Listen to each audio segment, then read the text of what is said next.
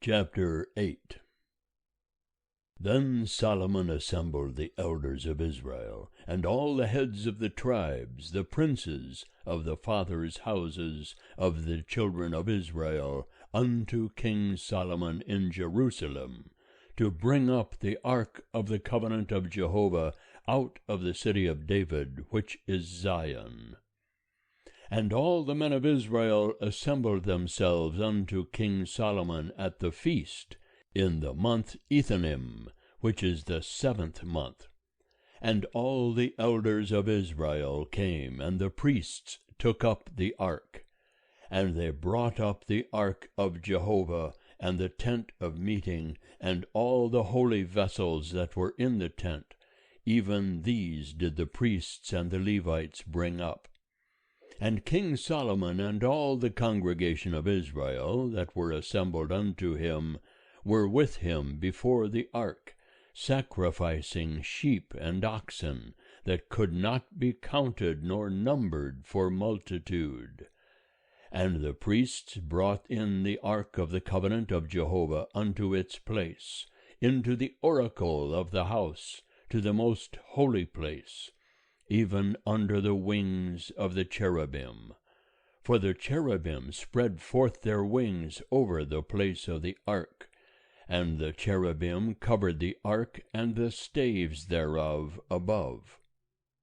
And the staves were so long that the ends of the staves were seen from the holy place before the oracle, but they were not seen without, and there they are unto this day. There was nothing in the ark save the 2 tables of stone which Moses put there at Horeb, when Jehovah made a covenant with the children of Israel when they came out of the land of Egypt. And it came to pass, when the priests were come out of the holy place, that the cloud filled the house of Jehovah, so that the priests could not stand to minister by reason of the cloud, for the glory of Jehovah filled the house of Jehovah. Then spake Solomon, Jehovah hath said that he would dwell in the thick darkness.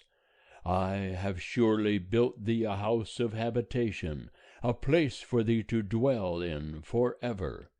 And the king turned his face about, and blessed all the assembly of Israel, and all the assembly of Israel stood.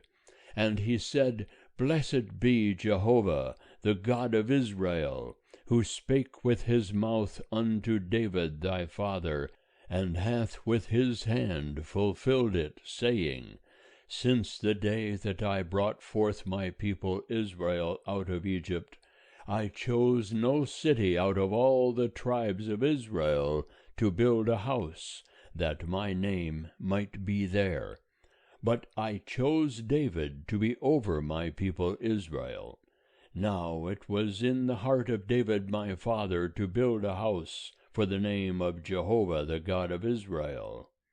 But Jehovah said unto David my father, Whereas it was in thy heart to build a house for my name, thou didst well that it was in thy heart. Nevertheless, thou shalt not build the house, but thy son that shall come forth out of thy loins, he shall build the house for my name. And Jehovah hath established his word that he spake, for I am risen up in the room of David my father, and sit on the throne of Israel, as Jehovah promised, and have built the house for the name of Jehovah the God of Israel. And there have I set a place for the ark, wherein is the covenant of Jehovah, which he made with our fathers, when he brought them out of the land of Egypt.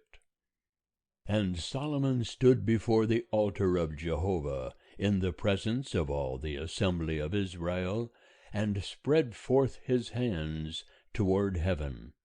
And he said, O Jehovah the God of Israel, there is no God like thee, in heaven above or on earth beneath, who keepest covenant and loving kindness with thy servants, that walk before thee with all their heart, who hast kept with thy servant David my father that which thou didst promise him.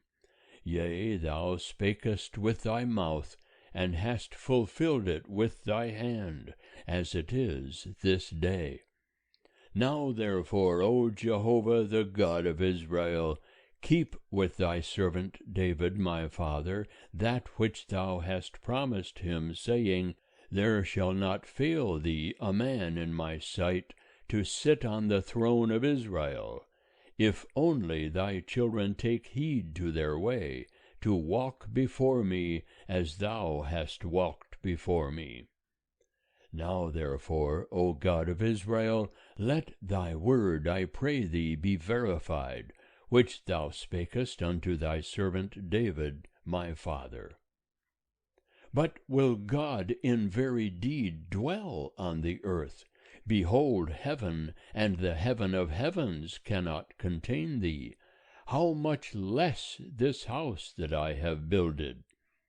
Yet have thou respect unto the prayer of thy servant, and to his supplication, O Jehovah my God, to hearken unto the cry and to the prayer which thy servant prayeth before thee this day, that thine eyes may be open toward this house night and day, even toward the place whereof thou hast said, My name shall be there, to hearken unto the prayer which thy servant shall pray toward this place.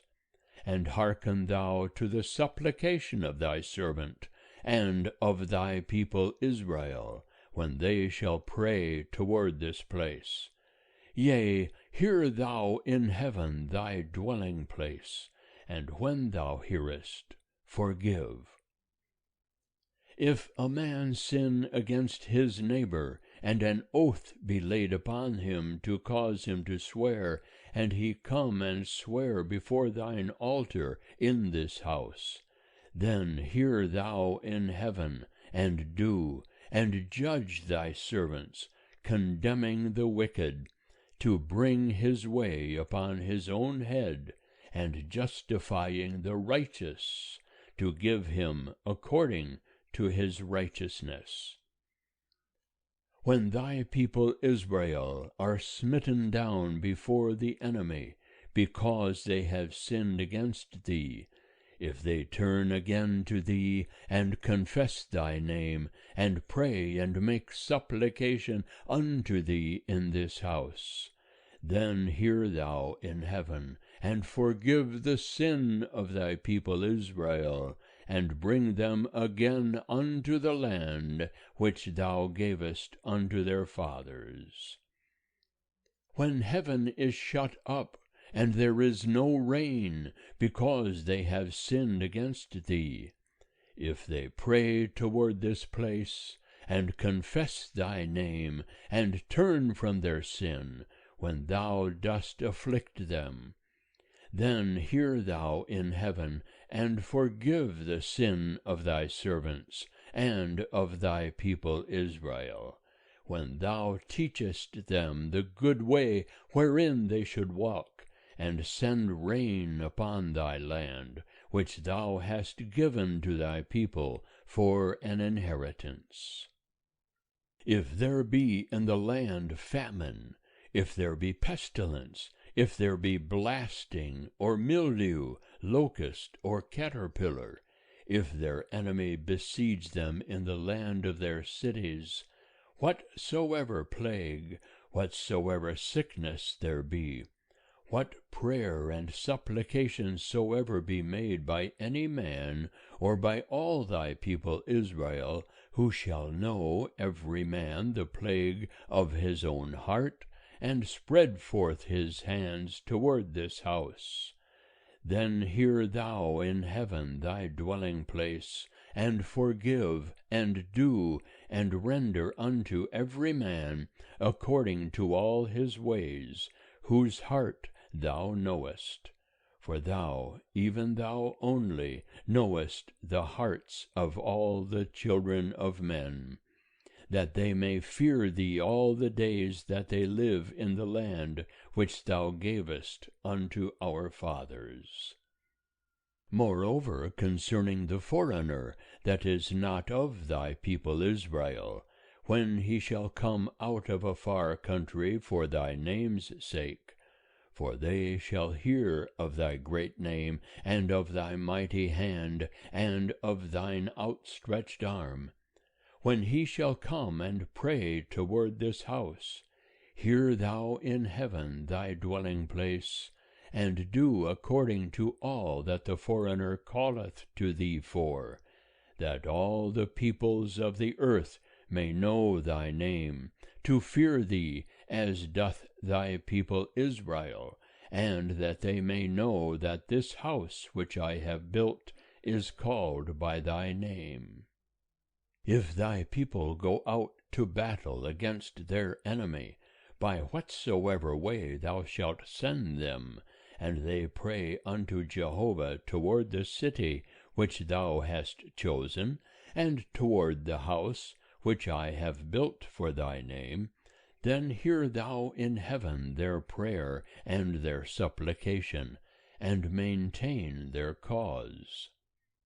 If they sin against thee, for there is no man that sinneth not, and thou be angry with them, and deliver them to the enemy, so that they carry them away captive unto the land of the enemy, far off or near, yet if they shall bethink themselves in the land whither they are carried captive, and turn again, and make supplication unto thee in the land of them that carried them captive, saying, We have sinned, and have done perversely, we have dealt wickedly.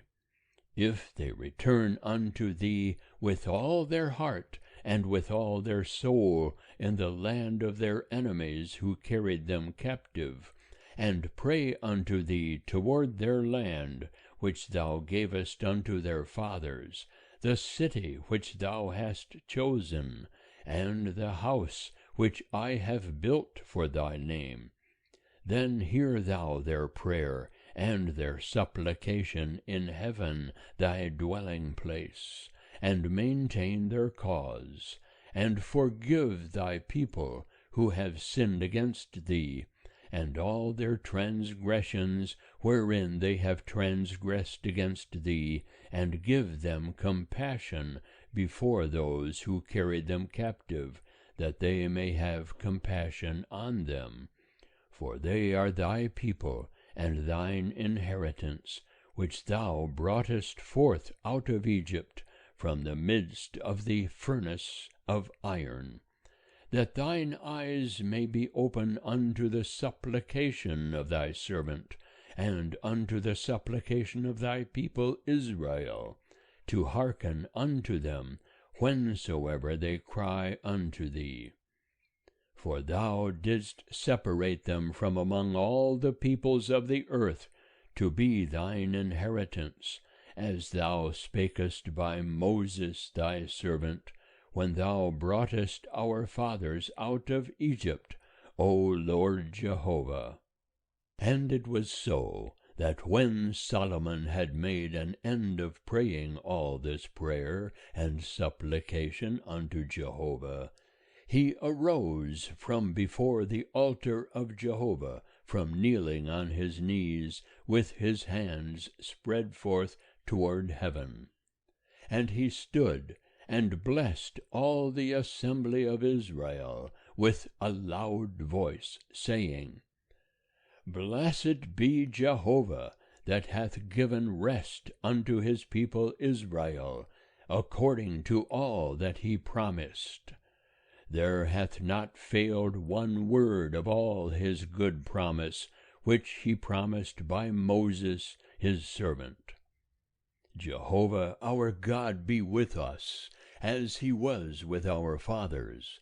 Let him not leave us, nor forsake us, that he may incline our hearts unto him, to walk in all his ways, and to keep his commandments, and his statutes, and his ordinances, which he commanded our fathers. And let these my words, wherewith I have made supplication before Jehovah, be nigh unto Jehovah our God day and night, that he maintain the cause of his servant, and the cause of his people Israel, as every day shall require, that all the peoples of the earth may know that Jehovah, he is God, there is none else. Let your heart therefore be perfect with Jehovah our God, to walk in his statutes, and to keep his commandments, as at this day. And the king and all Israel with him offered sacrifice before Jehovah. And Solomon offered for the sacrifice of peace offerings, which he offered unto Jehovah, 22,000 oxen, and 120,000 sheep. So the king and all the children of Israel dedicated the house of Jehovah. The same day did the king hallow the middle of the court that was before the house of Jehovah. For there he offered the burnt offering, and the meal offering, and the fat of the peace offerings, because the brazen altar that was before Jehovah was too little to receive the burnt offering, and the meal offering, and the fat of the peace offerings.